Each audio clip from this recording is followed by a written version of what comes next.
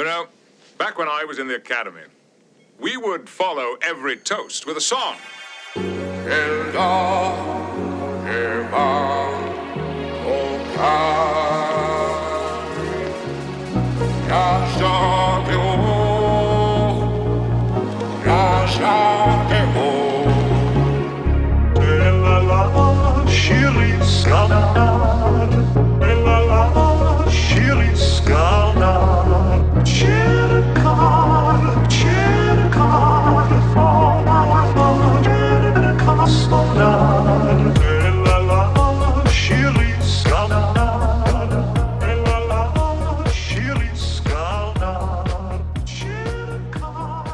Hi everyone, my name is Jay Record. Welcome to Where No Bubs Has Gone Before. This is a show examining Star Trek The Next Generation, co-hosted with my dad, Jake Record. Hi, Jake. Hi, Jay. So we're here to actually talk about two episodes today. Strangely, both of them are somewhat connected. We're still in the first season of Star Trek The Next Generation. We're on episode 2, The Naked Now. But before The Naked Now came out on October 5th, 1987, it's actually a sequel episode to the original series that came out in the first season during the 5th episode on September 29th, 1966, called The Naked Time. These episodes are actually quite alike and compare in many ways, and they actually contrast in some pretty interesting ways culturally as well. But before we get started, Dad, when you watched this do you remember watching this episode when it first came out? Let's see. The Naked Time. Yeah, I do. I didn't after. I realized that it was the Naked Now and Next Generation was a sequel to the original series Naked Time. Yeah, I do remember seeing it back in 1966. Don't remember that it made an impression on me, but going through this exercise of looking at watching The Naked Now and watching The Naked Time again, it was very interesting and brings up a lot of interesting stuff. Yeah, I thought so too. Let's get started with The Naked Time. So, Sure. The USS Enterprise, under the command of James T. Kirk, is arriving at the dying planet Psi 2000. Right. They're there to observe and document the planet's breakup and retrieve a research team stationed on the planet. The Yes. show opens with Mr. Spock, played by the legendary Leonard Nimoy, and Lieutenant Junior Grade Joe Tarmelin beaming down and finding all the researchers have actually died at their outpost because all the life support has been shut down and the team froze to death, including one person who notably dies fully clothed in the shower. Yes. So I actually found this episode really interesting from the modern standpoint, dealing with coronavirus and what we have to deal with in terms of virus transmission today. I find it interesting that even in 1966, when going down to a planet where they are not sure about the atmosphere or maybe being exposed to viral or biological contaminants, that in 1966, the show runners were still considered enough to say, hey, these guys are going to be wearing some sort of hazmat suit. Right. It's important to note this because Joe Tormelin, later on in the scene, removes his glove while he's examining the scene. Yes. And he comes in contact with a red liquid. Yes. And he actually carries it back with him on the Enterprise after Spock deems everyone there has died of some mysterious cause and it is best for them to return to the ship.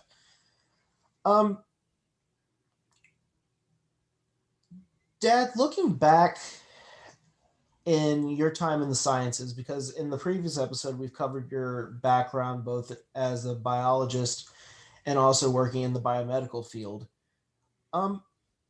What was the general feeling when it came to dealing with possible biological and viral contaminants in the 1960s?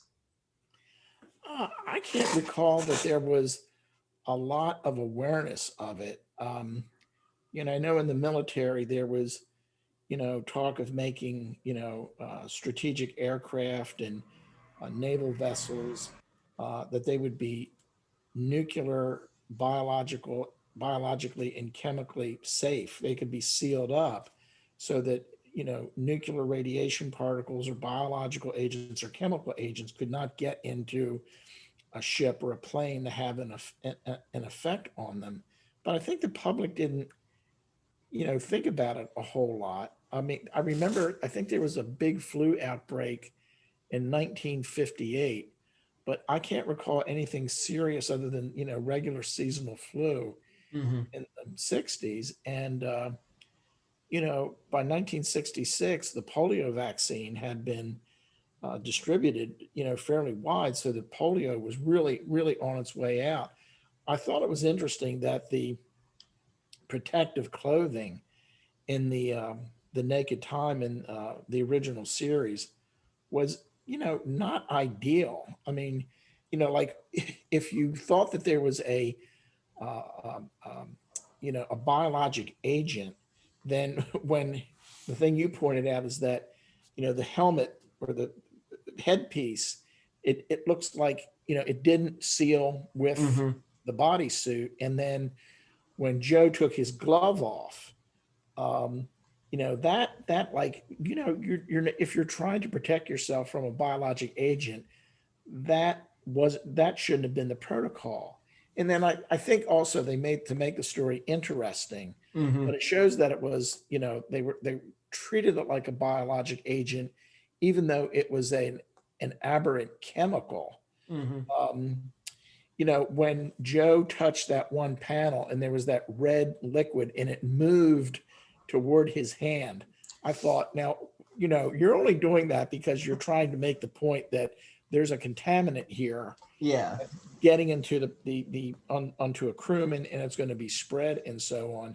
Now, one interesting thing I hadn't thought of, but I just thought of now, um, I don't know if they're probably not thinking of this, but there is a disease, there are human diseases called by prions, Prion, which are aberrant proteins. Mm-hmm. Diseases like mad cow, Mm-hmm. which is really variant Creutzfeldt-Jakob disease, that is caused by somebody developing and it happens, at like 1 in 1 million humans, that they have the gene so that they can develop an aberrant protein, that the geometry is not correct, and that has been transmitted from human to human. It's been done through corneal transplants and some other, tissue contact with tissue and so forth. And that aberrant protein can actually cause the protein in the individual that is infected, so to speak, that the geometry of their proteins can shift and cause very serious neurological damage. Basically, Wow. the brain degenerates. It gets a lot of, it becomes like a sponge. The prion disease, Creutzfeldt-Jakob disease, causes something called the histological demonstration is spongiform encephalopathy.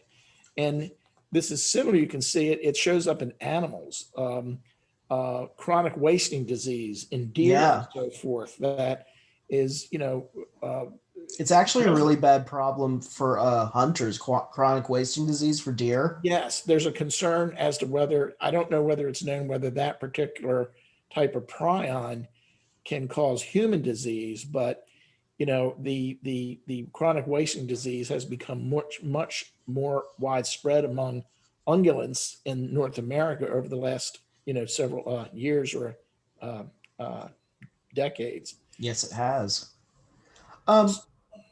So one thing that I think right now we can kind of make a comparison to the Naked Now. Right. And through the episode, we might jump back and forth between the Yeah, episodes. sure.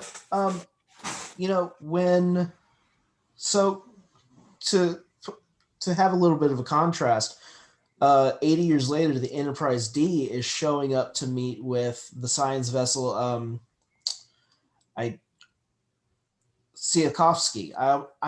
Yes, I right. always almost I always Yes, screw up that name, but to meet up with the Tsiolkovsky. yes, And like the science team on Psi 2000 80 years beforehand, they discover the entire crew has basically committed suicide, including one person who was found fully clothed in the shower and frozen right, because right. of altering the environmental controls. Yes, So in this scene, Geordi comes in contact with the water molecule hmm, and is the initial carrier. One thing that I found really interesting about this is that there's in Next Generation, there's really no consideration for biological contaminants or worry about picking up viruses. Where it, I find it interesting that the Naked Time at least made a point to put Spock and Joe in yes, protective clothes, where the Naked now just doesn't do it at all. yeah. I mean, that was a big kind of gap because even though Spock and Joey had these imperfect protective suits on, when they came back on the transporter, they went through a decontamination while they were on the transporter pad. And the other thing interesting that, just from, of course, this was, the Enterprise series wasn't written yet, but in the Enterprise series, they made a big deal a lot of Mm-hmm. times of bio decontamination when they came back from certain environments. And I found it interesting too that in the Naked Time with or the Naked Now with the Next Generation, that they had no physical protection. I think it is an interesting statement about the future where, and this may be part of a later and much longer conversation about like the effects of transporters on the actual stories itself. But I find it interesting that transporting has has this kind of biomedical function alongside of it in the Hmm. future where Yes, it's that's right. it's not only that you're transporting someone to and from the surface of a planet, but you're also somehow cleaning their molecular tissue or their molecular makeup Yeah, on the way. yeah. It it makes you wonder, like, just kind of the length or maybe the ability of the medical technology in the future. For example, if someone gets really sick, like, do you know of a fast acting disease that if you catch it, it acts pretty quickly upon you? You're say a disease that acts very Yeah, quickly. if you catch it, the symptoms show up very quickly and they're usually pretty deadly. Oh, let's see. Yeah, I think the incubation period for Ebola is not real long. I was thinking Ebola as well. Yeah, I didn't want to go with COVID because COVID's still 14 days, right? yeah. It can be short or it can be long. I think Ebola is relatively short. Yeah. So, let's say someone beams down to a planet where they have a variation of Ebola and they're down there for 4 days and they catch Ebola and they start having symptoms. Is it possible for the Enterprise to beam you back up, clean you of the Ebola, and when you beam onto the transporter pad, you're fine? It Well, it raises the question about the utility of sick bay itself in a way. it's a really interesting point you make because I had forgotten that when you get to the Next Generation that they talk about at some points that there is a biological filter mechanism built into the transporter at that time. They keep referring to it as a biodecontaminant, and I Yeah, remember them referring to the biodecontaminant chamber in Enterprise. Right. But I think in Next Generation they just call it the biodecontaminant filter. Mm-hmm. But go on. Sorry, I didn't mean to interrupt. No, There. no, I didn't have anything else to say about that. I mean, it's just I think that um, it's an example where the writers of the show, um, being science fiction, and whatever type of medical advisors they had and so forth, just to you know create the future. Imagine, like, okay, we're gonna, particularly in this, well, not in this episode, not in the Naked Time episode, but in future Next Generation episodes, the biofilter comes up. So it's something like it seems to me that they thought of that advance in technology where they did not have that in the original series at all. Well, they do mention they have an interesting conversation when Kirk and the crew, and it's Scotty, McCoy, Kirk, and Spock, and they're talking about the mission, because they know that Joe has acted strangely now. But they still have to plan somehow to escape Psi 2000 when the planet collapses under its own gravitational breakdown. Um, they do have this interesting discussion about how even their own science, Earth science, is the only thing that they really have to compare to when it comes to dealing with new biological life or even viral life out in the galaxy, and that even their instruments can only pick up so much.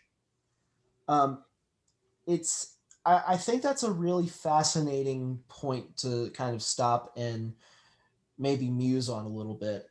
That there is a limitation to maybe quote unquote earth sciences that we're not necessarily really cognizant about when we talk about going out into deep space and exploring deep space into the future of our actual world. um, we constantly have the discussion about going to Mars, especially now since Elon Musk recently became the richest man on the planet.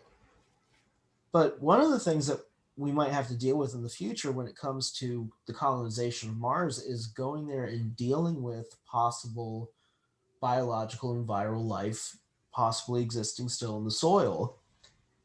And does the set of sciences we have here on Earth, are they functional and utilitarian enough to deal with whatever we run into out in the universe? I think that's a really fascinating moment in the original series that they actually stopped to have a conversation about. And I was just wondering, when you were going through school, what kind, and just as you've gone through your career, um, what do you think about the limitations of science in general when it comes to dealing with the unknown? Well, as you were talking, I was thinking of, you can't measure something or identify something with some sort of test unless you know what you're looking for. Mm-hmm. So, there's a limitation right there. You know, Getting back to, two thoughts like prion disease. Prion disease has probably existed for centuries, but until we had, um, molecular chemistry, Mm-hmm. so that we could identify proteins and protein sequences and that sort of thing, and look at the geometry of pro, proteinaceous structures. We wouldn't even have an idea of that there was this chemical entity there. Mm-hmm. And so, there's a limitation there just based upon what you can do with available science. The other thought is just to skip to a different science science fiction venue was, and I guess it must have been in the 1970s. You had the movie The Andromeda Strain, Mm-hmm. and that was an alien. I think it was almost a silicon-based organism that was like a virus more than a bacterium, and it just brought up the whole issue of what is out there that is different. Mm-hmm. And the other interesting thing, thinking about this whole issue is throughout, Star Trek, when humans interact with other species, maybe the issue is really not addressed that are there human pathogens, whether they bacterial or viral, that could actually infect other species and vice versa. Mm-hmm.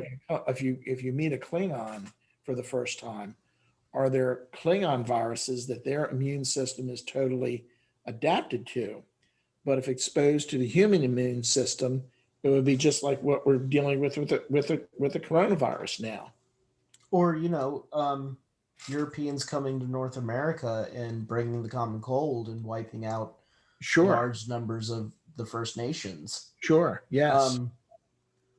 One thing that I think Star Trek doesn't ever really touch on necessarily, and there's going to be an episode later on this season where they are actually having to deal with a pandemic on a planet where they need it's actually the next episode. They need a vaccine that is available on one specific world. Mm-hmm. And I think that's really the only place that I can think of off the top of my head where they deal with the notion of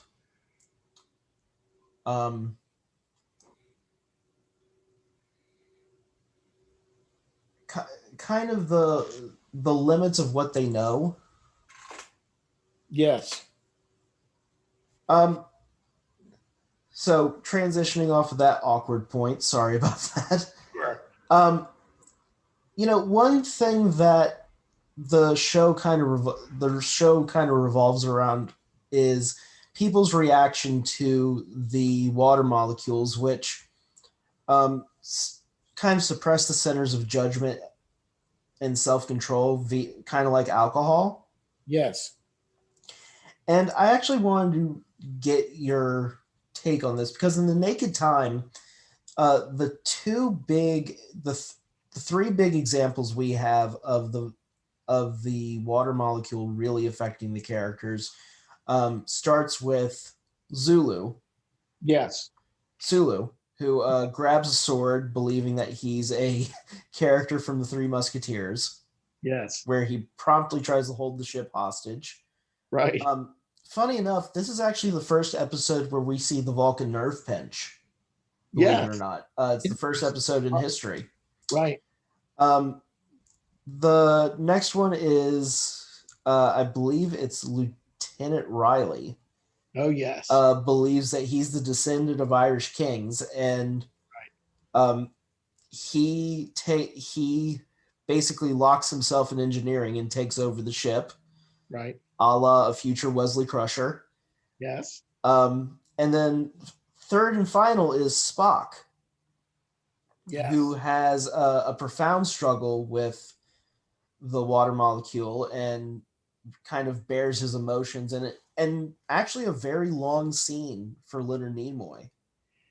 And I read after I watched the original series Naked Time episode, I went to Wikipedia and looked up and said what it said about that. And it was significant in terms of the reaction to the show and acceptance to the show, because, I think there was the pilot, with Christopher Pike and so forth, and Spock's mutiny by basically taking to, the Enterprise to Thalos 4, whatever it was. Oh, yeah.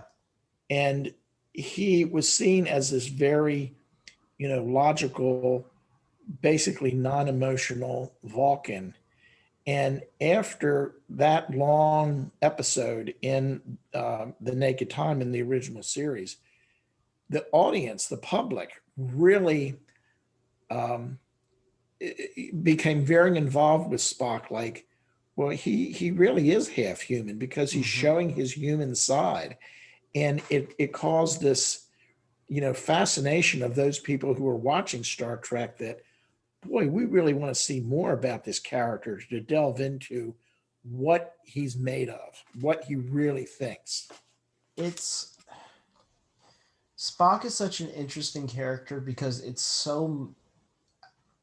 On one hand, we have this mirror held up to us as this overly emotive species.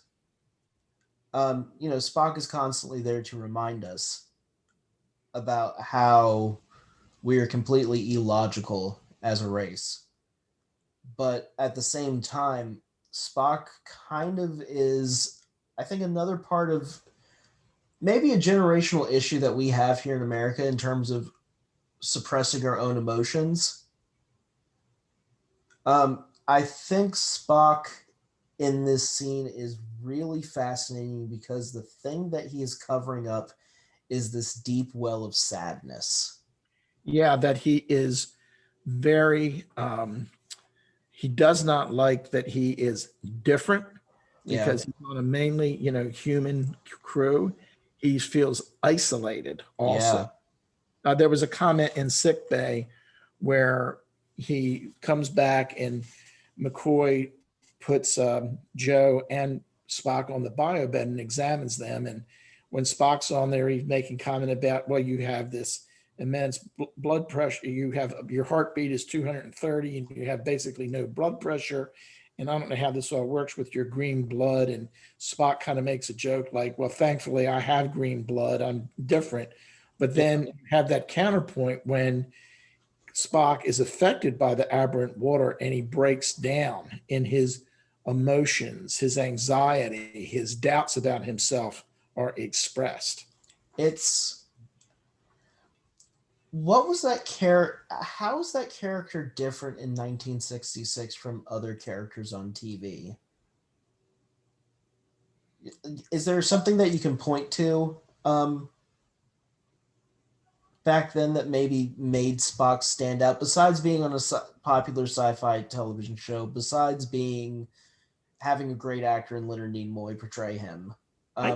That's a good question. I'm sure there were other um, dramas where, someone, showed themselves. I mean, the only thing I can think of that pops into mind where somebody just opened themselves up was in that jury movie, 12 Angry Men.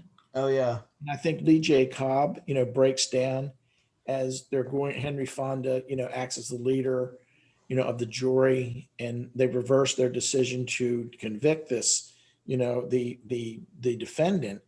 And they all realize that, Lee J. Cobb's character has, a deep emotional wound because of the way his father treated him.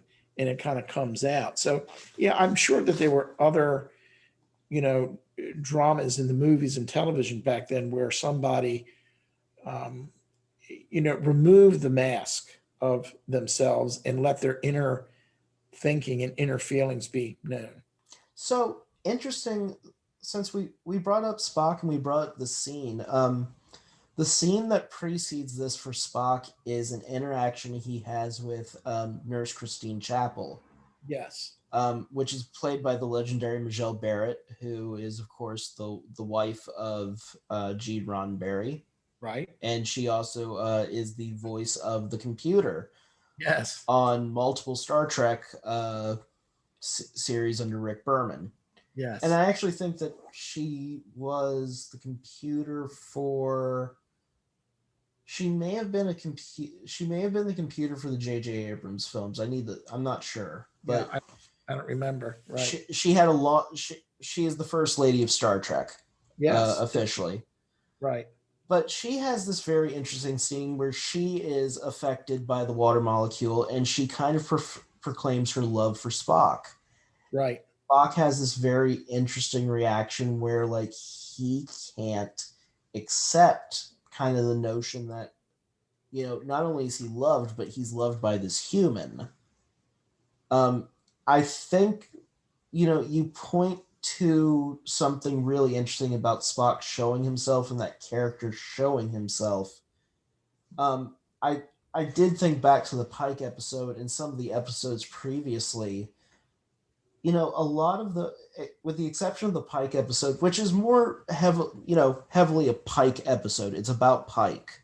Yes. Um, all the episodes before the Naked Time are really kind of Kirk centric.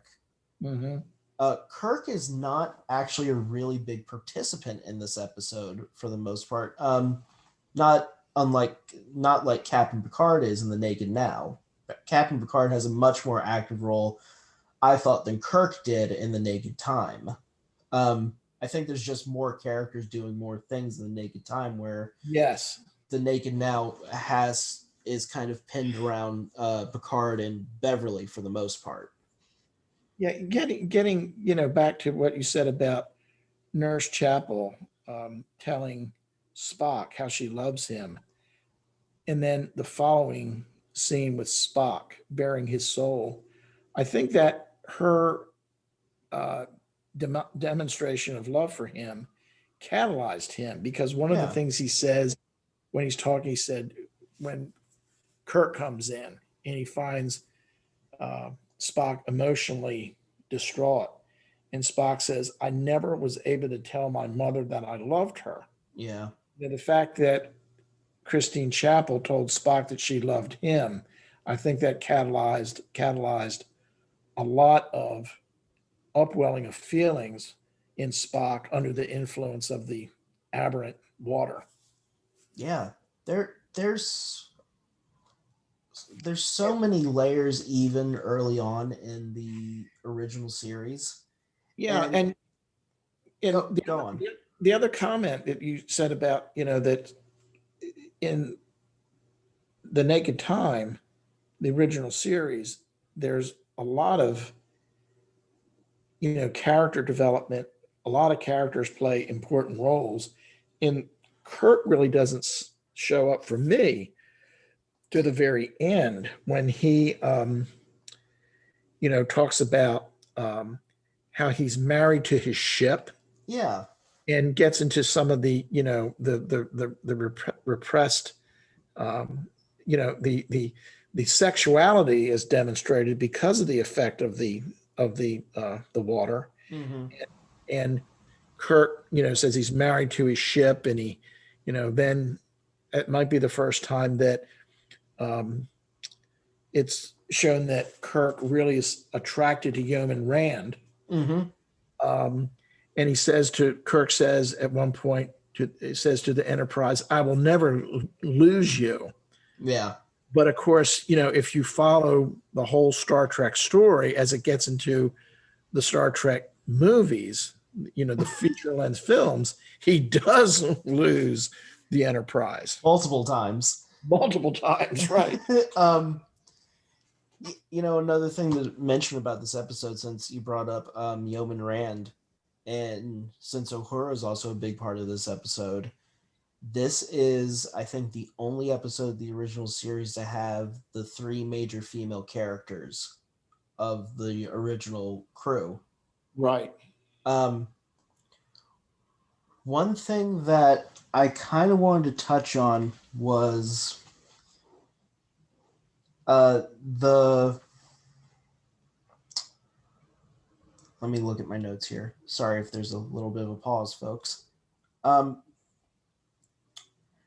wanted to touch on the effects of alcohol portrayed in the Naked Time versus the Naked Now. So let's jump over to the Naked Now real quick. Sure.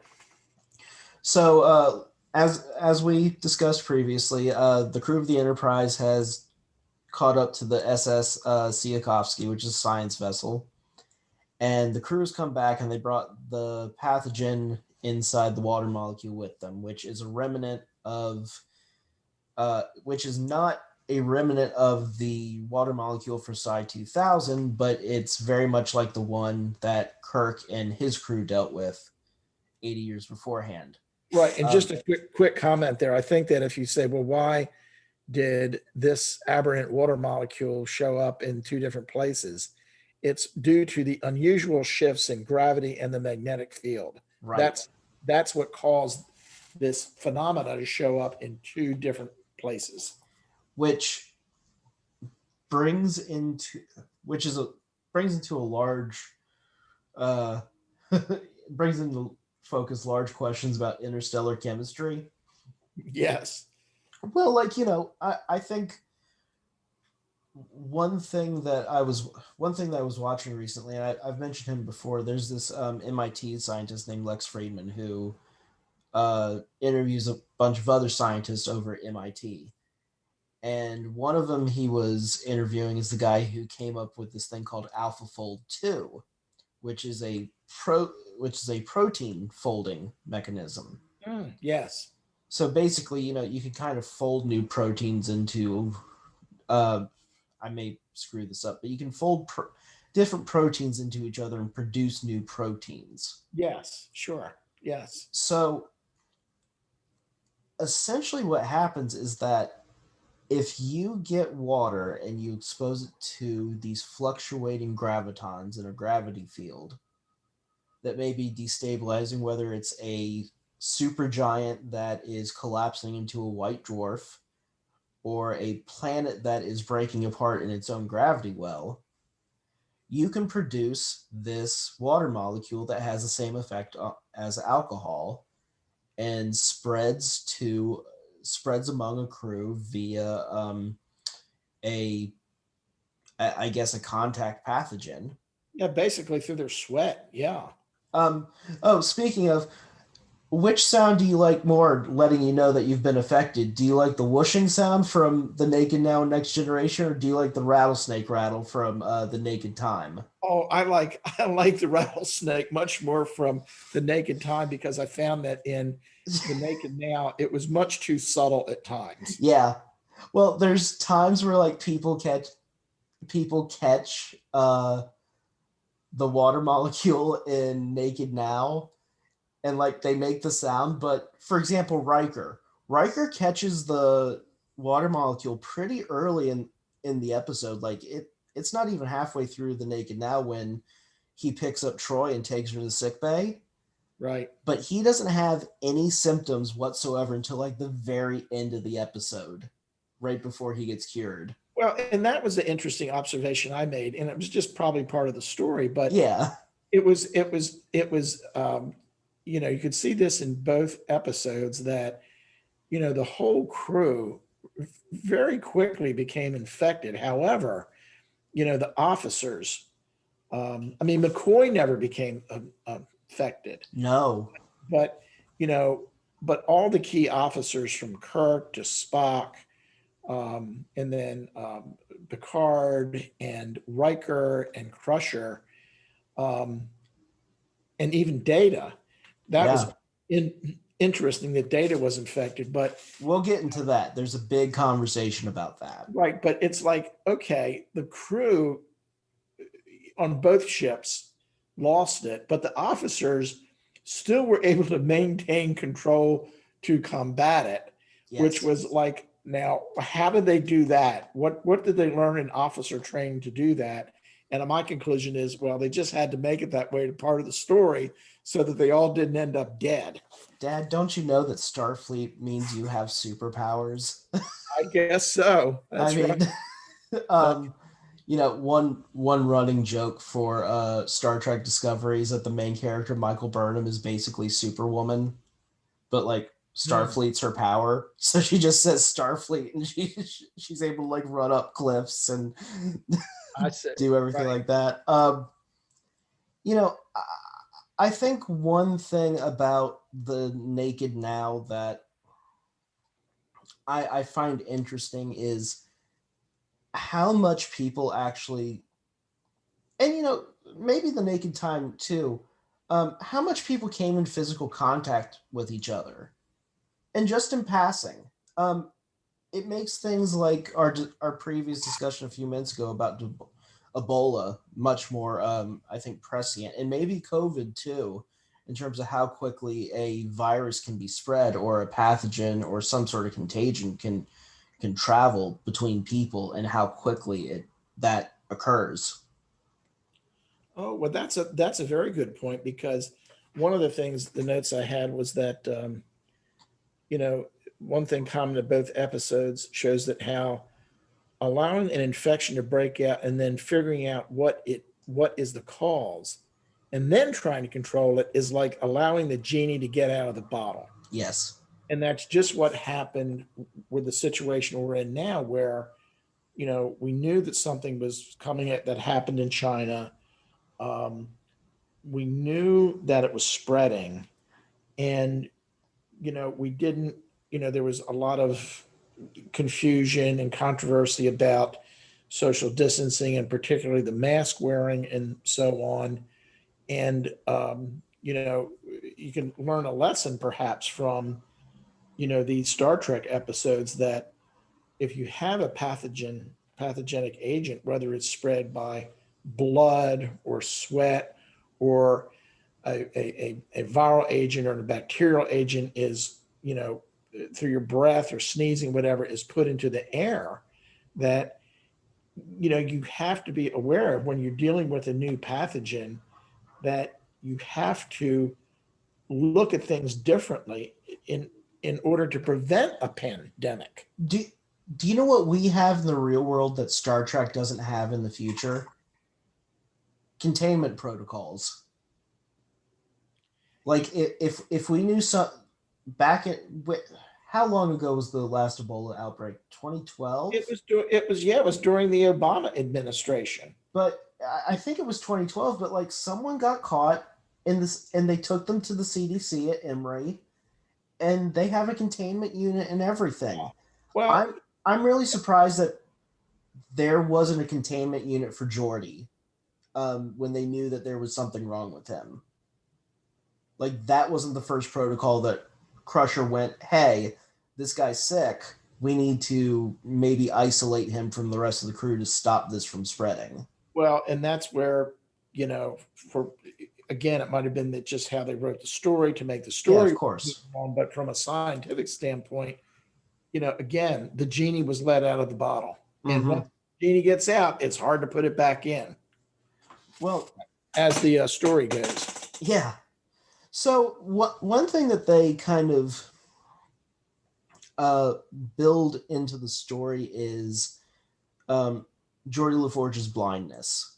And I think if Spock kind of has a counterpoint, Geordi, the Spock's emotional exploration in The Naked Time is made in counterpoint by Geordi's exploration of his blindness in The Naked Now. They're both very much having these kind of crisis of identities. They're struggling with their realization that they're different. Yes. And I think it's very interesting that you have so many, you have so many different characters that could stand in for Spock. Data, for example, that it's interesting that Geordi is kind of the character here that is made to do the emotional lifting in terms of showing how the water molecule affects people on the downside of drunkenness. Yes. What do you think of the character of Geordi LaForge as you've seen him now in this second episode at this point in the show? And at this point he's still just a helmsman. He hasn't become the chief of engineering. That doesn't happen until season 2. How do you feel the character's being betrayed? And how do you think he's utilized in this episode? Let's see, because it was he and who went in The Naked Now. Who went over to the Zerkovsky? It was Riker, Tasha, Asha, Geordi, and Data. right, Data. So Geordi's the only one that brings it back, and then it Yes. ultimately spreads to the others. Starting with Wesley. I think the first person he spreads it to is Wesley. Yeah. I don't know. Um, to me, I don't think it says anything more about Geordi as a character. Um, Again, it might be something they just chose to write. And,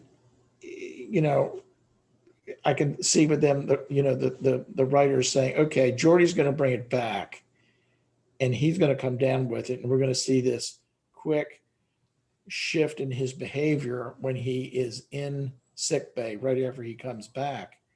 And then, since they were basing the Naked Time on the original series, or the Naked Now on the original series Naked Time, and they realized that there was an opportunity, since people were being adversely affected, that they were becoming more emotional, and they were acting like they were drunk, that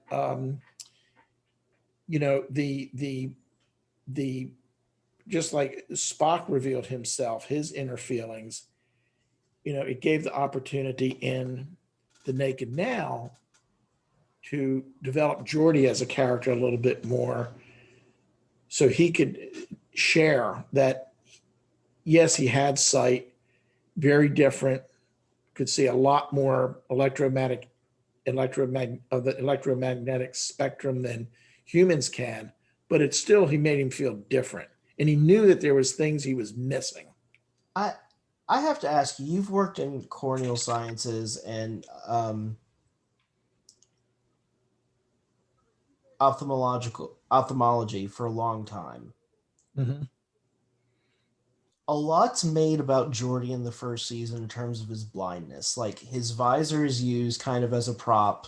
It's kind of his tool that he can pull out whenever he needs to during an episode and say, "Well, I see this interesting thing happening, Captain." Um,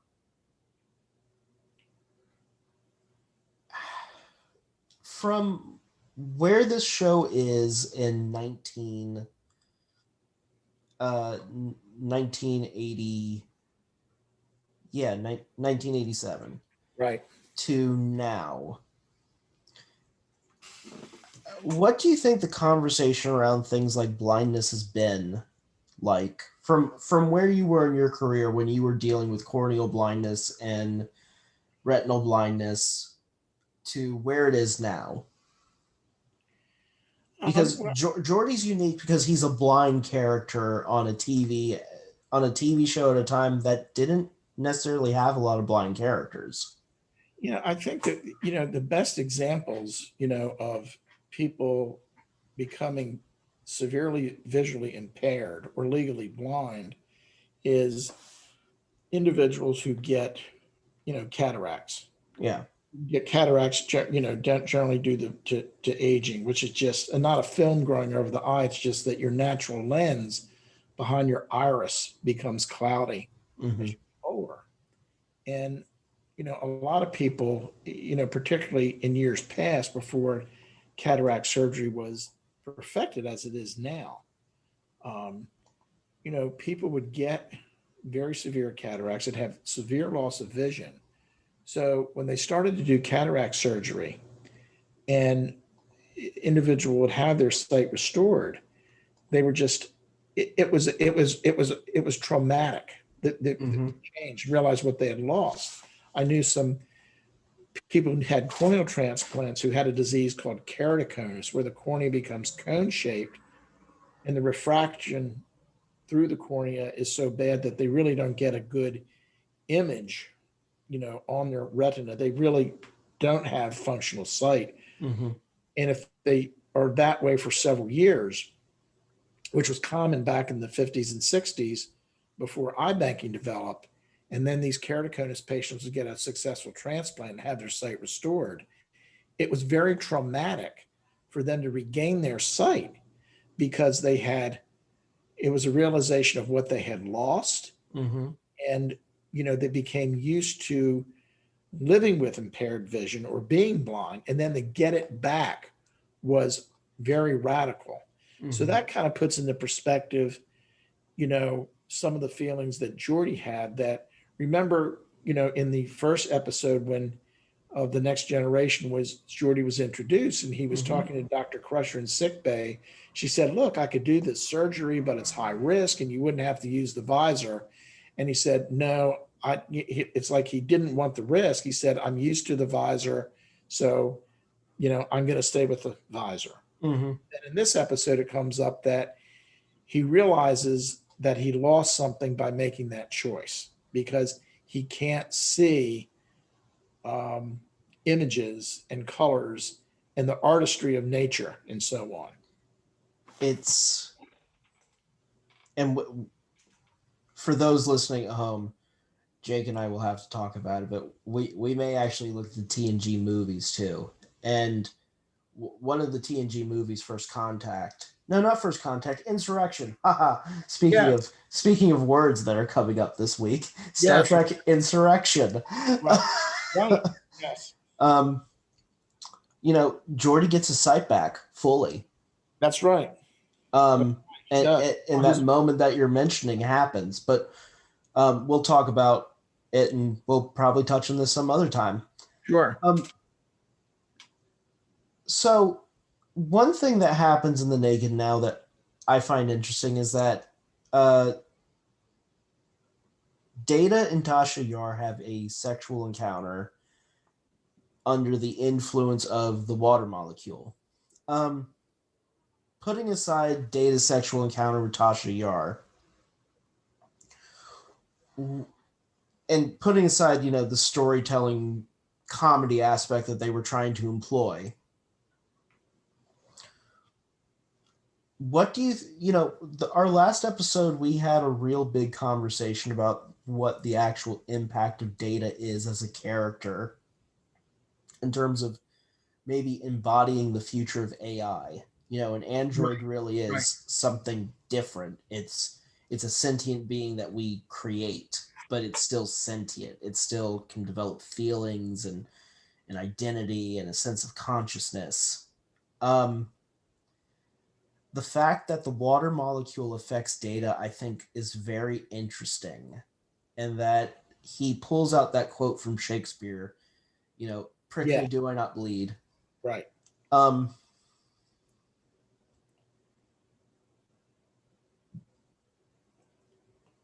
do you think that we know so little really about the brain, and we know so little really about the chemistry of the brain? Do you think that in a future where humans can create a positronic brain for a character like Data, that a sensation like drunkenness may actually be something you can replicate in something that's completely inorganic? And what does that say about human sensation? Well, that's a heck of a good question because um, it gets into, you know,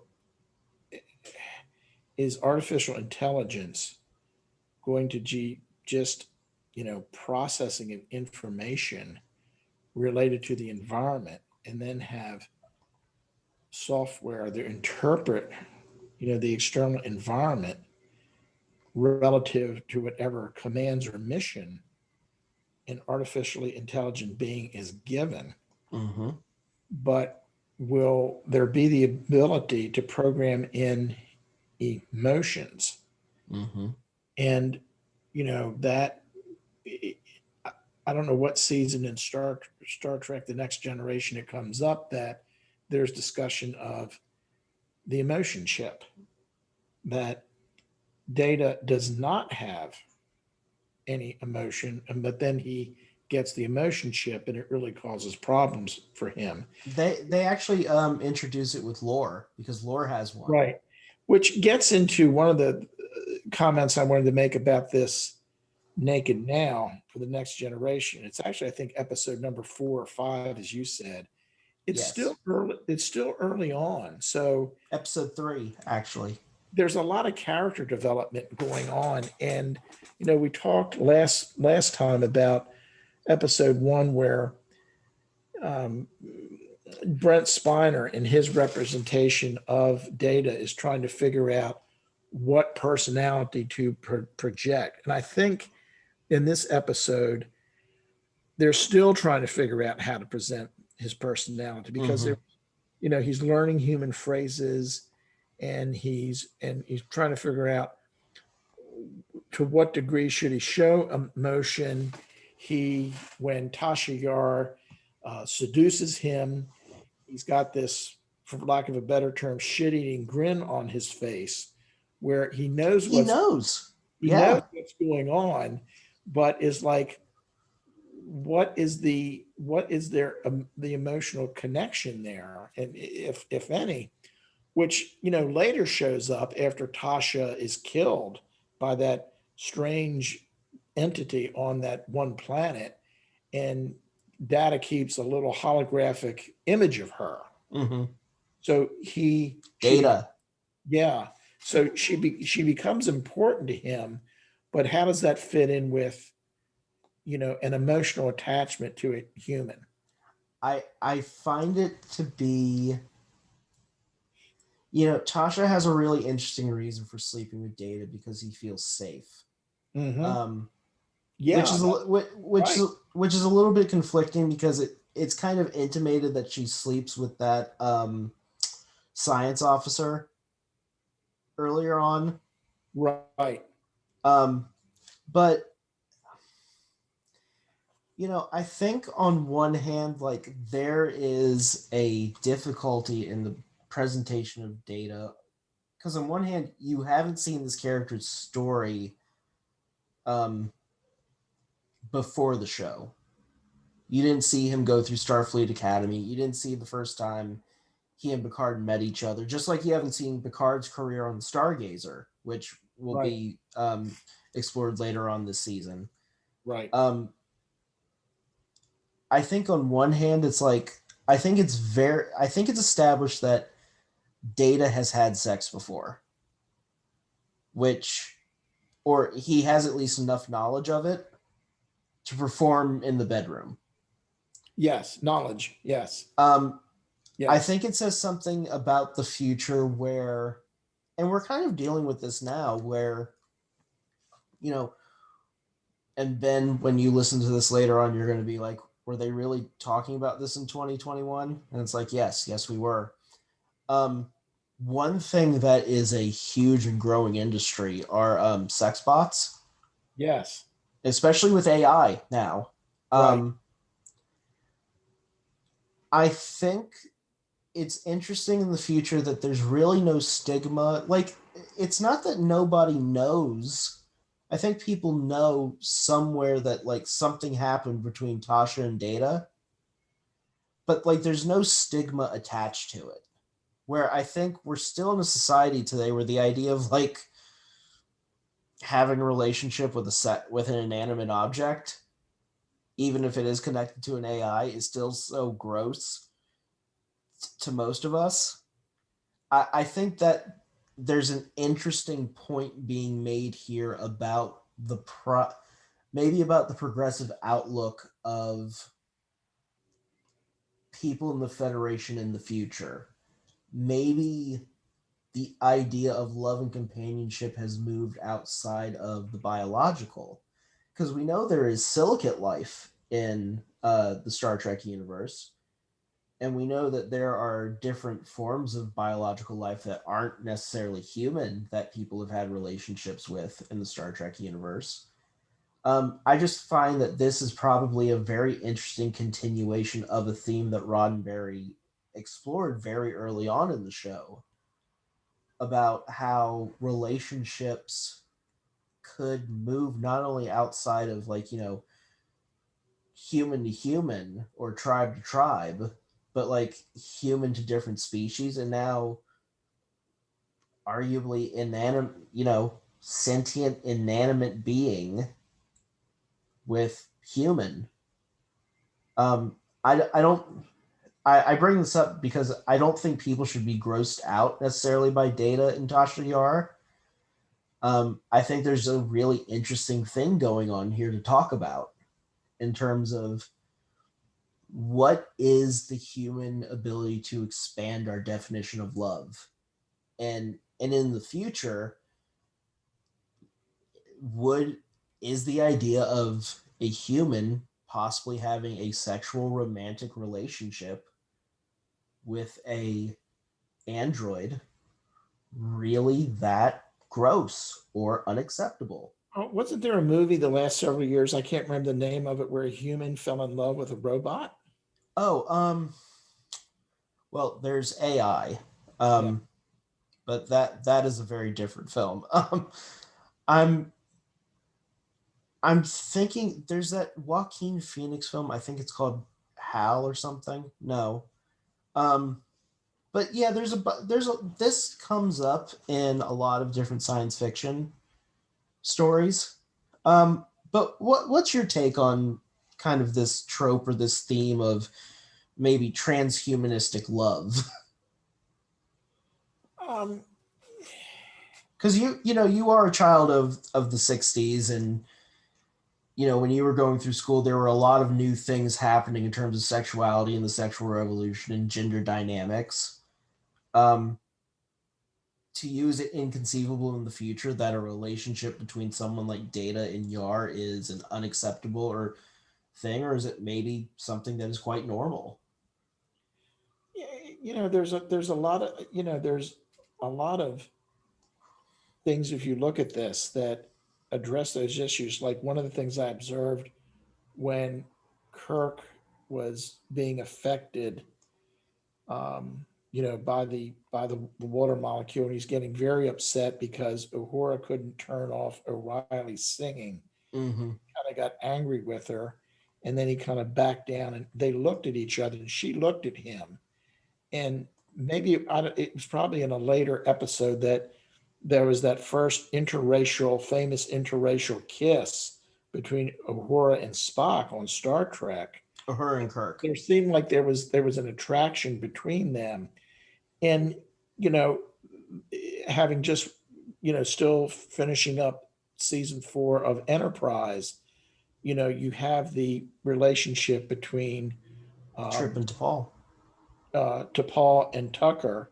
And there was one episode in Enterprise where Tucker goes on to the species of another ship and to help them repair their warp drive. And this, very attractive um, humanoid, but kind of green reptilian woman Right. shares some thoughts with Tucker, and he ends up being pregnant. And of course, the species, the alien species to the human, did not realize that that could happen. They thought it was just doing a pleasant thing. So, the idea of, and of course, you have to realize, look at this: Spock is a child of a human and Vulcan conjugation. True. Very So, true. so you know, that theme is there, and I think that actually, if you compare Star Trek in the '60s to Next Generation, there is a theme that particularly when you get to the point that you get beyond Enterprise and you have families on ships. Uh, I think that it's more prevalent in the next generation because you have larger ships, that there are going to be sexual relationships and people are going to fall in love. And these relationships may blossom between, different species. I Mm-hmm. mean, even the Riker Troy, there's a little bit of different speciation there because Very Troy true. is half Betazoid. um well, since you brought up the question of speciation, um is a suit Data is by definition a Sunnian android. Yes. Is that a species? Like, Uh, there's him, there's Lore, there's B4, and in Picard, there's an entire planet of technically his descendants. Well, Technically, should androids at this point be considered a species of organism? well, if you follow the pathway to Picard of last year, that there seems to be an evolution of artificially intelligent beings that have, biological tissues incorporated into them. That, yeah, you could say that. I mean, the other thing you could look at that makes that point is the Borg are a Oh few yeah. of uh, robotic, uh, robotic organisms fused with biologic species. Um, a lot of artificial intelligence because they're all programmed to think in a certain collective way. So I think that if you look at the Borg, you could definitely say that they are a species. Yeah. Oh, absolutely. They're a culture, they're a species, etc. So I think that answers our question pretty well. So let's get to, and we've touched on this before, and we've touched on some of the relationship building that's already been going on in the show. Picard and Beverly, I think, are a great team here in this episode, both in terms of a comedic duo and also as, as you mentioned, officers striving to really kind of get the problem solved. Yes.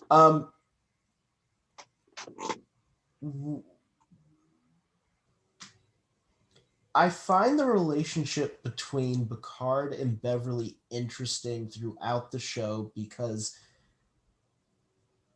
the times they touch on Jack Crusher, the cloud that's kind of hanging over everything. Right.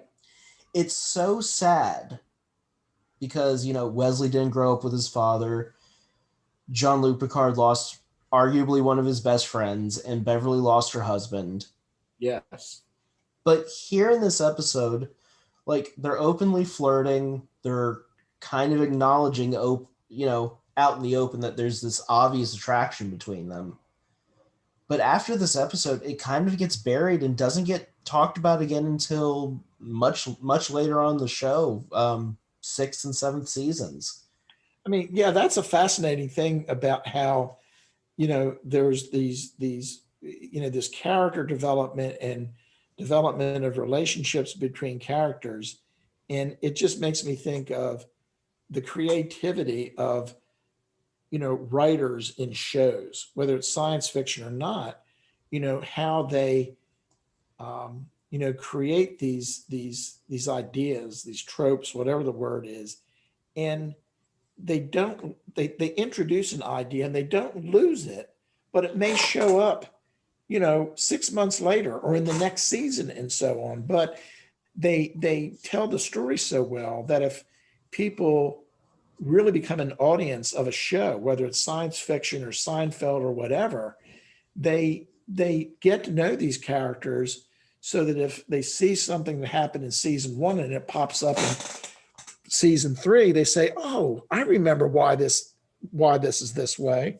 Well, I think one of the reasons why this works so well is because Patrick Stewart and Gates McFadden are so good together, even early on. There's going to be some Jean-Luc Picard Beverly Crusher episodes later on down the pike, but even early on, these two actors are really great together in the show.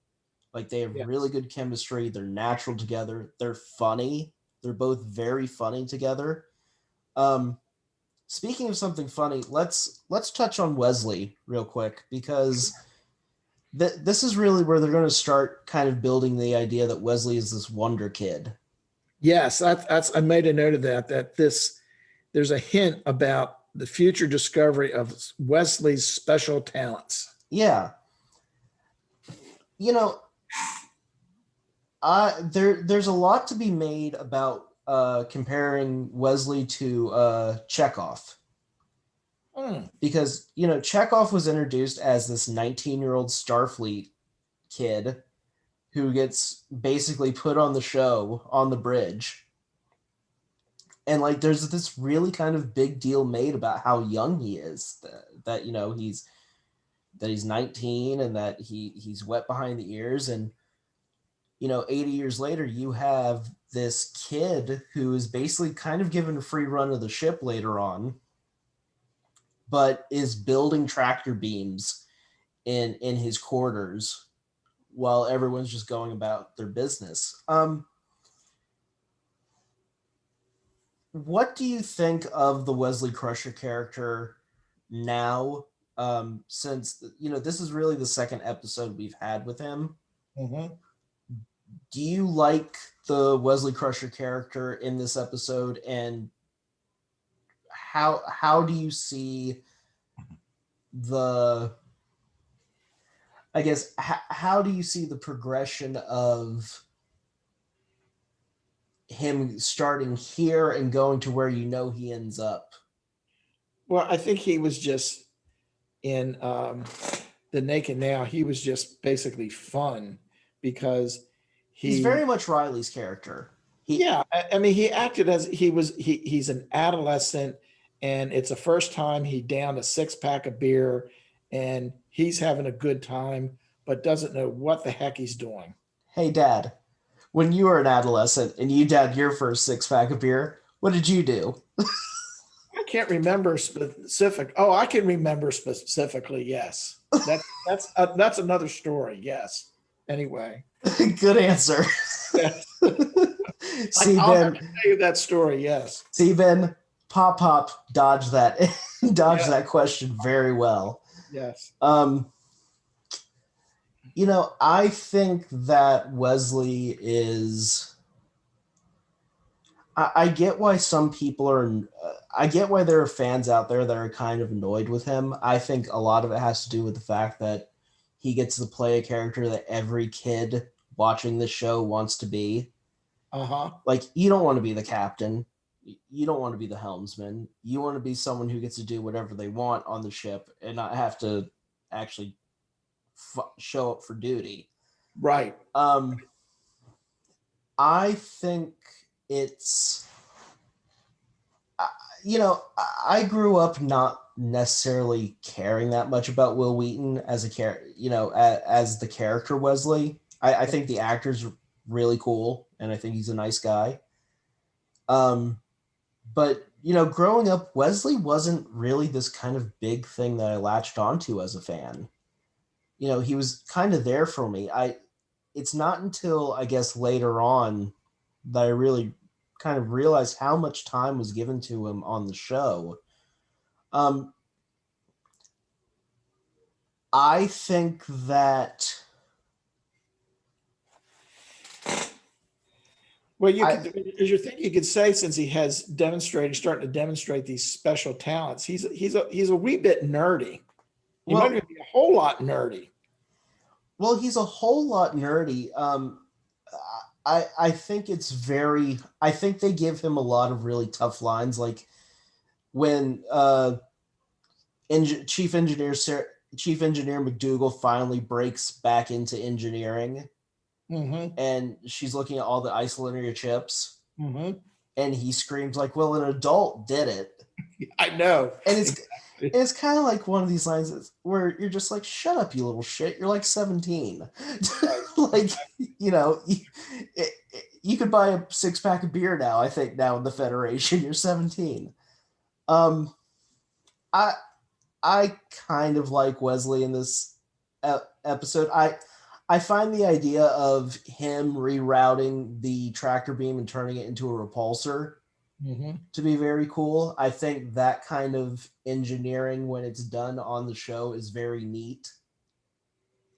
Even if it may be a little bit of bullshit.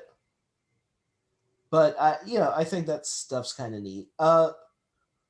One thing that I wanted to kind of close on with you is really talking about drunkenness and how it's depicted, because it really is the crux of both shows. Mm-hmm.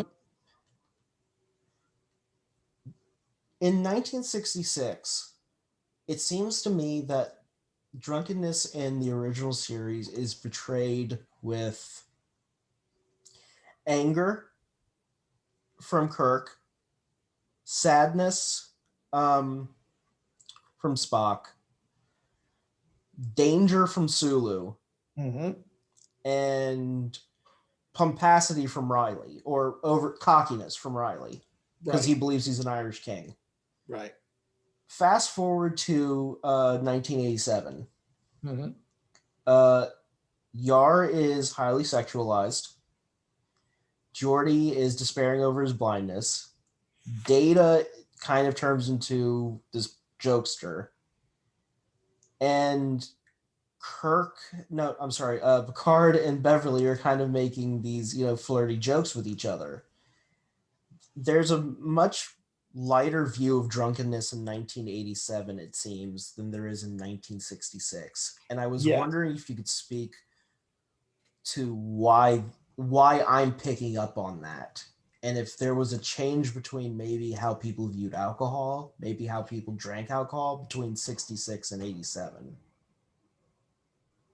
that maybe you could help enlighten me on. It's a good question. Other than I think that um, you know, becoming of age in the 60s, mainly 21, so that you could legally purchase and then drink alcohol, particularly in public, was a much bigger deal back then. And perhaps because it was that you were just getting into the 60s, into the drug scene with marijuana and LSD. I mean, it had been around for a while, but the hippie movement had started, and you had sex, drugs, and rock and roll. And you know, there were so many changes going on in the 60s, you know, related to all of those sort of things. And the social mores and so forth were changing and so forth, that when you get to 1987, we had gone through all that. We were dealing with, you know, drugs and abuse of drugs. We were still dealing with abuse of alcohol, but I don't think alcohol consumption was as big as it's still a concern. There's a lot of people who suffer from alcoholism, but there was so many other things going on in terms of taking substances to change your behavior, to change your Mm-hmm. outlook once you got to the late 80s as compared to the mid 60s. Um, and this might be a personal question, but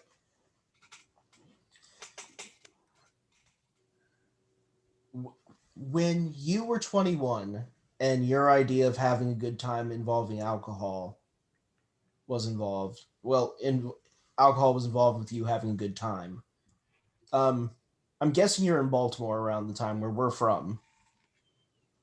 Yes. Um, do you go to the bar? Do you drink at home? Like, do you go pick up a six pack? Like, what is it like drinking in 1966? That is probably different from 1987. Well, I graduated from high school in 1970 and college in 74. So, started to get access to alcohol like junior and senior year of high school. And it was like getting a six pack, going to the local elementary school at night and going out back and, sitting there and, swilling down beer and talking BS to one another and so on. Okay. And then, once you got into college, you could go into dorms and, party, or, you know, two colleges I went to, one had fraternity houses where there was alcohol all over the place. Matter of fact, where I went freshman year in the state of Virginia, supposedly that ABC store allegedly had the highest per capita alcohol consumption in the Commonwealth of Virginia. And the Jesuit school I went to in Baltimore, it had a Rathskeller. Well, it would serve mixed drinks, and so Yeah. so had to be 21. So, See, but that you just mentioned that right there. That is such a different thing from my generation, where The only school that I know of the only campus that I've ever walked onto, like an actual college campus, where there was a bar on campus was Virginia Tech. Like there's no bar from what I know. There isn't a.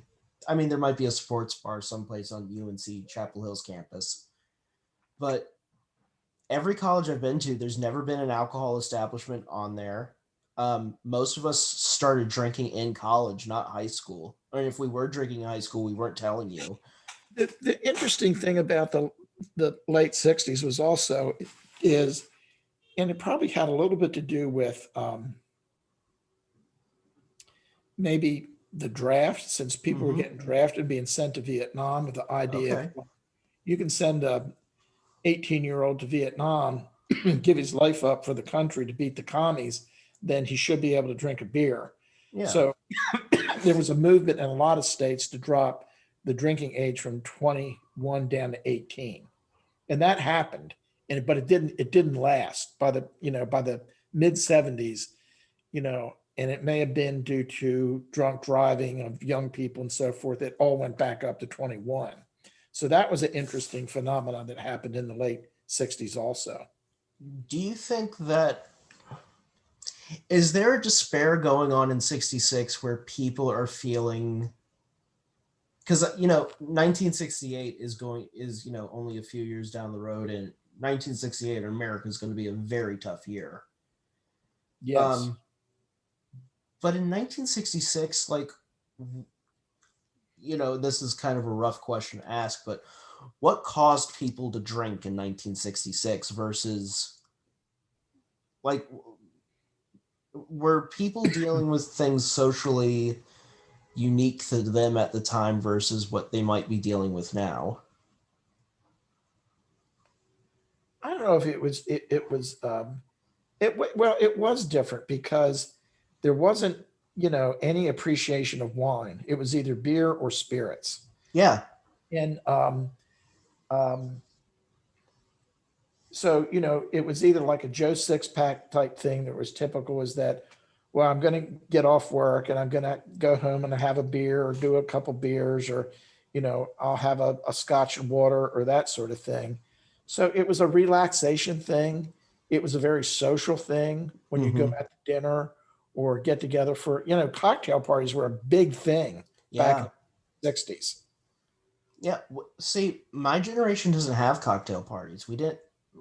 We already, college is really where you kind of go and have things like keggers and Right, frat parties and sorority functions and right, stuff like that. And you do all those crazy things. right.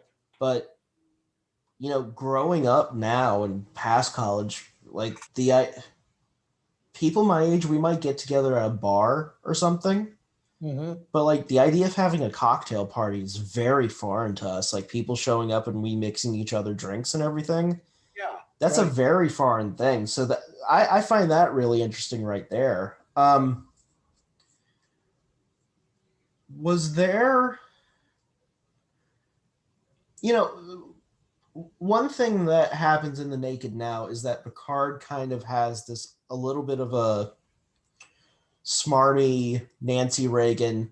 Well, alcohol affects people this way, and um, I grew up with the Dare program in the early 1990s. Yeah. So I had it fed to me because of the Reagans that alcohol was going to ruin me, marijuana was going to ruin me, crack cocaine was definitely going to ruin me.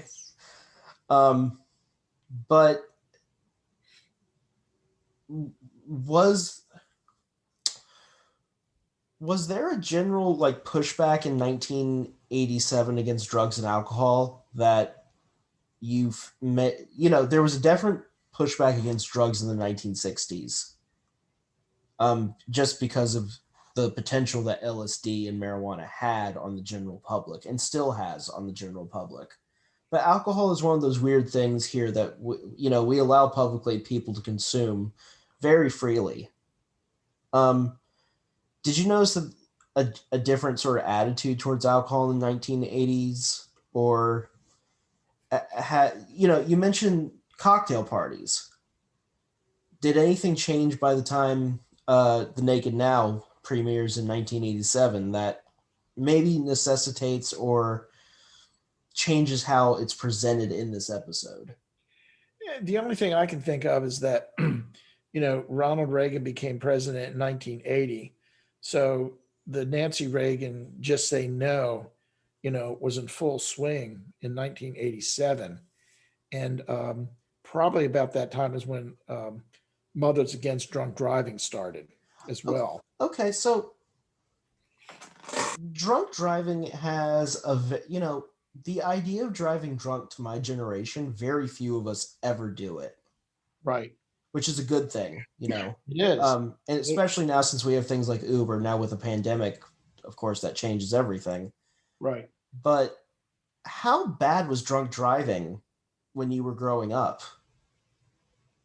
Because it sounds like when you guys were growing up, like people were dying left and right from drunk driving, versus today where like people die from it, but it sounds like just the numbers were.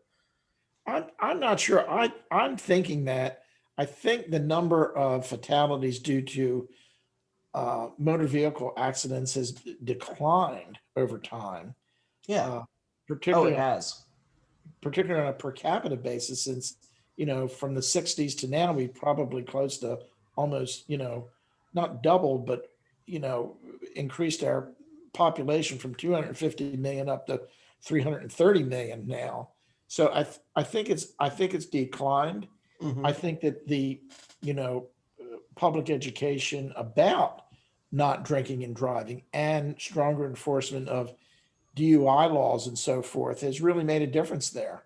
Well, when you were turning 21, what was the conversation like around driving while intoxicated? Like, did granddaddy, your father, my grandfather's, ever sit you down and say, Jake, you know, only have two if you're going to drive, or No, don't drink at all, or no, my parents never had much conversation about it at all. see, we didn't. You and I and mom never had to have this conversation because this was already taken care of in school for us. Like I Right, said, mentioning the DARE program. right. We Um, we had only had a problem with our cat consuming too much alcohol at times. okay. That's a story for a different time. Yes, it is. Um, but okay. I'm gonna leave the. I'm going to end the episode with this because I think we've had a really good discussion. I just had two things to Oh, add. absolutely. Jump in. One, I think that yeah, the first comment is a real key point to this, to uh, the Naked Time, the original series, is it brings up the possibility of time travel, Oh, yes. because time travel was known to be possible from the Enterprise series. Of course, that didn't happen until 2001. But once that concept of time travels opened up in that third or fourth season of the original series, it opens up a whole lot of other stories in the future. And Episode. I have one interesting thing is in the Naked Now with the original series, that they kind of left you hanging, is like, well, once they got out of the time warp, they had gone back in 71 hours. And it's like, okay, guys, what are you going to do with the 71 hours that you just regained? Are you going to go back and do the same thing, but do it differently, or what? That's a So great question. they didn't answer that. It's like, hey, wait a minute. You kind of left us hanging there. The other thing out of that was, it was common to both of these episodes, but in a different way. They were in big trouble. Yes. They almost died with both of these, infectious agent, aberrant chemical stories. And it made me realize that a lot of the Star Trek stories, I don't know about, well, it's through Star Trek. The concept of Kobayashi Maru comes up again and again Yes. and again, that when you're faced with just totally hopeless situation, don't give up and think outside the box and figure out how to survive. Well, it's funny that you mentioned that, because what other choice do they really have in space? Well, Like, and I think it's such an unforgiving environment.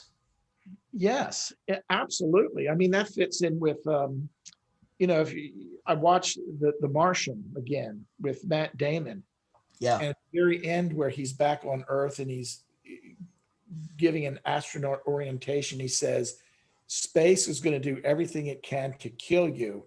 And when you think that you're going to die, or you're going to die, you just solve one problem at a time. You do the work and figure it out. Yes. And that's something, a lesson from science fiction that applies to us today with all of the problems we're solving and that we have to solve, whether they're social or medical and so forth. I mean, the biggest thing I think that we've got to figure out right now because of the pandemic is if indeed the vaccines are going to be effective and help us start to put the genie back in the bottle. We have to figure out how to get these vaccines distributed faster to more people. I think one issue that we're dealing with in terms of the rollout of this vaccine is I think there is an economic aspect of this that hasn't been addressed yet. Mhm. First of all, there's how this is being staged, and I understand why frontline workers, the elderly, are getting it first. And then, medical professionals, especially those who are directly involved with patient care as it Right. pertains to COVID. And, my wife has gotten her first part of the vaccination as well, for those at home wondering. I am worried about how this gets solved financially and economically, especially on the patient end. Like, I think if we're really going to make this work, no one should be charged for this. And I've already. No, there was a question about that on one of the national news networks tonight, and supposedly no one's going to get charged for it. Well, I no, don't know whether that's true. this has to be a moment where we, just like in Star Trek, the humans of the future have put aside some of their basic instincts to make real and lasting progress to get them out to the galaxy. Mm-hmm. We really have to put aside some of our greater, and I'm not going to say human instincts, but our greater American instincts. In terms of, we have to take our capitalist hat off completely when it comes to dealing with this virus, and we have to distribute these vaccines completely free. But then, this really needs to be one of the greatest, not only like one of the greatest vaccination projects in modern human history, but it really needs to be done with the idea that no one's making money with it. Right. And you're hitting the nail on the head, because it's important from a public health standpoint, from a humanistic standpoint, but as what you're saying is, it's vital to some sort of economic recovery and inventing a new economy out of this. Well, one thing that I'm very, very worried about are places like India and China, where they have large urban centers that are decrepit and, in terms of their infrastructure, highly suspect. I am really worried that we're not going to be able to get future outbreaks under control, because certain countries and certain governments will not take the honest measures needed to properly treat and inoculate their populations. And I'm specifically pointing to Modi in India. I think that there's a real worry that a lot of people, especially Muslims, are going to be left out of the inoculation rounds, and that we're just going to be circling back to this problem. Because the truth is, and this kind of gets into the conversation about climate change as well. America can only do so much when it comes to climate change. America can only do so much when it comes to COVID.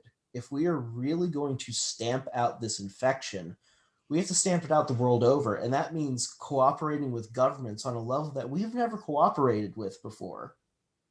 Like, we're going to have to actually talk to Russia and say, hey, we need to put our guns down for a second and deal with this. And once it's done, we put our guns back up and shoot. But, like, you know, It goes for back, right now. it goes back to what we talked about on our first episode of the podcast, that, Ronald Reagan at the General Assembly one year said, what would happen if an alien species came down and they were hostile? Yes. Or at least implied that. How would that make all of our differences now, put it in a different perspective? And, what you're just saying is, the coronavirus is attacking the whole human species. Mm-hmm. So to control it, Oh, and for everybody has to be on the same page with this. well, we also have to worry now too, because the coronavirus is starting to spread to animals. It's not just mink populations now. I shared it on my Facebook wall. The gorillas. Yeah, but like, we have to have a real worry about that. And you mentioned with deer, the wasting disease. There has always been a real worry about the wasting disease jumping to humans. Well, in one of the comments, since there's being more discussion now of what did China do right, but what did China do wrong in creating this, if the coronavirus really made the jump from some sort of animal, bats or whatever, to humans, and if it happened at the wet markets, then, there ought to be a lot of pressure put on China, World Health Organization and so forth, is get rid of those damn wet markets. Well, it's not even from like a health aspect, but from also an environmental aspect, from an animal rights aspect. I can't imagine that most of those wet markets are like legally trading all of their animals. No, I've been there and seen them, and they're, it's just a great petri dish for spreading pathogens from animals. You go and you see a civet cat or whatever, and it's alive in a cage, and you can either take it home in the cage and kill it yourself or ask to be killed, but you've got a freshly killed animal with blood and, offal and so forth that you're carrying home in a plastic bag. And folks at home listening to this isn't, he isn't making this up. This is actually happening at these wet markets in China. You can go to YouTube and see videos of all sorts of animals, cats, dogs, birds, all sorts of typical pets that you would find here in America being slaughtered for human consumption. I mean, bats. Yeah. Yeah. So, before we go, one last thing I do want to say about these vaccinations. I think one thing that has to happen here in America, and it has to be part of kind of the economic recovery, Biden needs to have the country vaccinated by 2022. He really does. Oh, I think he needs to have it done before then. Well, Fauci came out and said something interesting about having outdoor events and concerts again by fall of 2021. I don't think that's happening.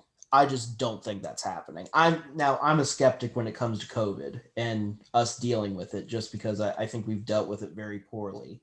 No, we have. And I think that the next thing to see is, can they do mass vaccinations by setting programs up at stadiums and Javits Convention Center? Disney World supposedly is going to be set up as a place that there's talk of. They need to have, they need to just scale up how they can get the vaccines to the public. Well, there's certain states too, like Florida, North Carolina, a lot. There are certain states now that really actually need, LA, just LA, right, need to have certain priorities paid to them just in terms of the human cost that they're bearing right now. I don't know if you follow a lot of these COVID stories coming out of Los Angeles, but at this point, 1,000 times worse than what happened in New York. It's becoming medieval there almost. Well, it gets back to the question of the bio decontaminant filters on the Enterprise. If you had buboes before they beamed you up, would you still have buboes after you rematerialized? You know, Right. Exactly. um, Yeah. maybe the thing we're all missing is buboes. Yes. But Dad, Jake, Okay. thank you so much. I Thank hope you had a good time, and I certainly did. And we'll be back for the next episode. Code of Honor. See you all later.